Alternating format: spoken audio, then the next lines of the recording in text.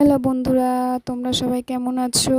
আমি খুব ভালো আছি। আর ভালো আছি দেখতেই তো পারছো, আমরা খুব আনন্দে আছি, কারণ আমরা সবাই ষষ্ঠীতে এসেছি। দেখো, আমরা পাড়ার সব ভাই বোন মিলে ঘুরতে এসেছি।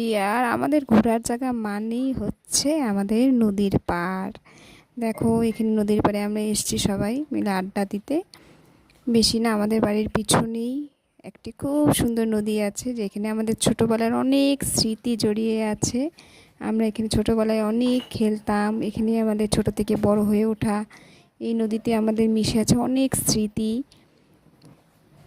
তাই সবাই মিলে দেখা হয়েছে বলে সবাই মিলে বললাম চল ঘুরতে যাই। তো কোথায় ঘুরতে যাব?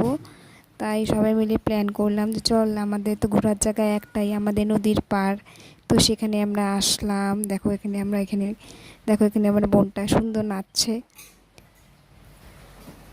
তো দেখো, এখানে